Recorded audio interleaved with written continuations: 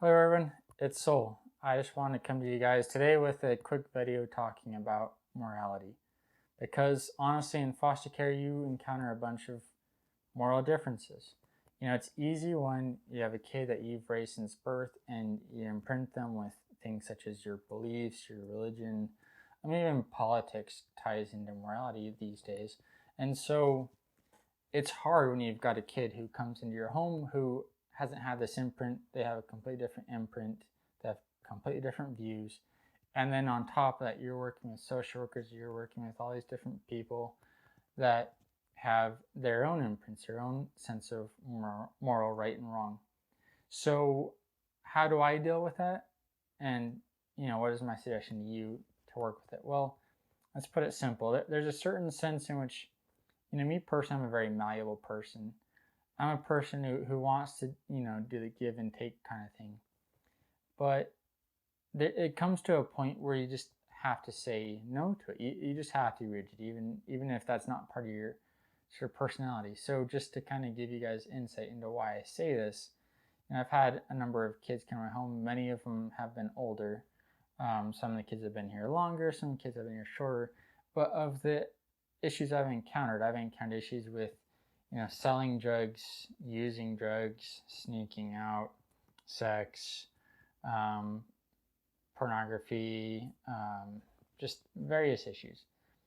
And so, is this, I can't just be completely and totally open to anything and everything. I can't just say, oh, hey, it's okay for this 14-year-old to go have babies with all these different girls. It comes to a point where you have to draw the line. You can't say, oh, hey, slap on the wrist, you're selling drugs at school.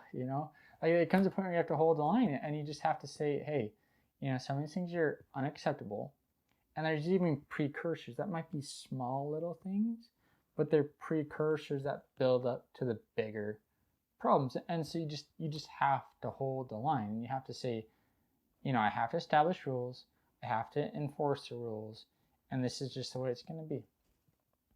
So, you know, with these kids, they will go, to the ends of the earth to try and tell you that there's nothing wrong with their actions. They are just completely convinced that there's nothing wrong with doing these drugs. There's nothing wrong with, having children in their teenage years, while they're in middle school, whatever, high school. They just, in their minds, there's just absolutely nothing wrong with it. So, and trying to deal with that, it just comes to a point where, you've got your own morality. It could be because of your own faith, your own religion. A lot of my morality comes from my religion. Another spot that morality comes from is from people's political views. There's different places that we get our sort of moral structure from, and all of us are going to be slightly different, but there comes a point where we just say, this is the moral structure I have, and you just have to enforce it. You say, I just can't give all this leeway for all these other different ideas because all it's doing is enabling bad things to happen. So, I think we all have this sense of, we don't want to force, ourselves on other people. We don't want to force our views and our opinions and our ideas on others. But the thing I've learned is, the longer I do foster care, the more I just say, this is the way things can be as long as you live here. Yes, a lot of what I believe, a lot of what I do is tied in to my own beliefs, my own religion. For example, in my house, you don't say God's name in vain. Perhaps you go somewhere else and saying OMG is no big deal. But in my house, you don't do it. And that's just the way it's going to be. And then it just continues on with XYZ, all these different things. It's just the way it's going to be. And the opinion I've come to realize is it's not about me forcing myself on them and forcing my views on them. It has more to do with, there's a sense of its choice.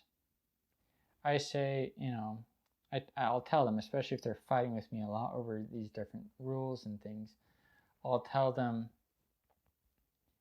you're not forced to stay here. Maybe it wasn't your choice to come into my home, but you aren't forced to stay in my home.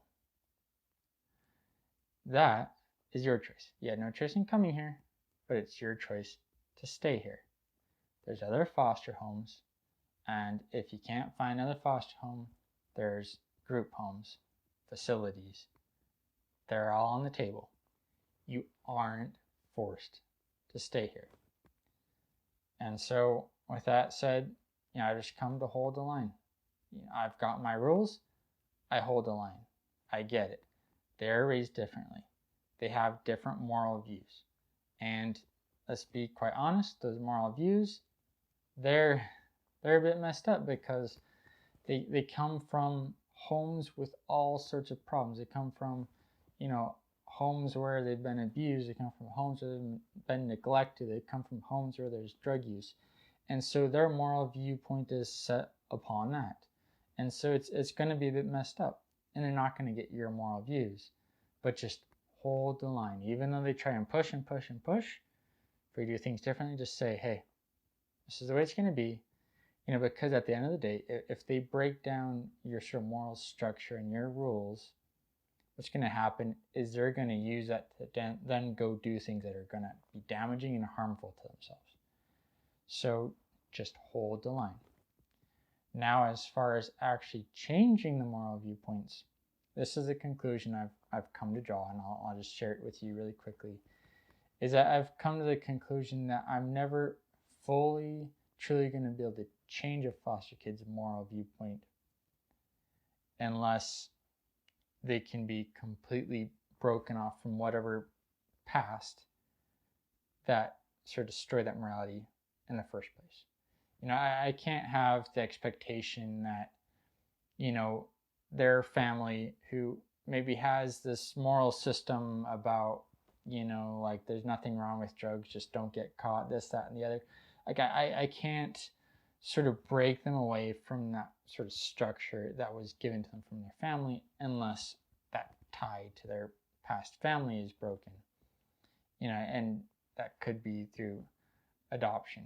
When it comes to me forming their morality and imposing a new moral structure in their minds, yes, it would be from me adopting them. But I've just come to that acceptance that, for the kids that come at home, I might influence them. I might influence to a certain degree their sort of moral structure, moral compass, but I'm not going to change it.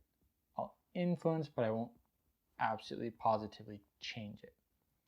But I do continually hope and long for the opportunity to adopt a kid, which I am in contact with a kid right now who is one of those difficult kids who I do hope to be able to adopt.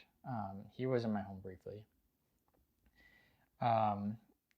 And he's completely open for adoption. And so I am noticing with him, little by little, I am influencing him to change and have a completely different moral compass. But that's because the thing that set his old moral compass, and he's a kid that just can't stay in a foster home at all because of the different issues he has. The things that happened before that set that moral compass that's created all these problems for him now, that's been cut. And so now I have the opportunity to influence him. But I can't expect that for all kids. But what I do here is I say, these are the rules I have. This is the moral sort of direction and compass and structure of my home. And you either follow it, or if you don't like it, you aren't forced to stay here. So anyhow, that's it for you guys. Thanks for watching. Take care.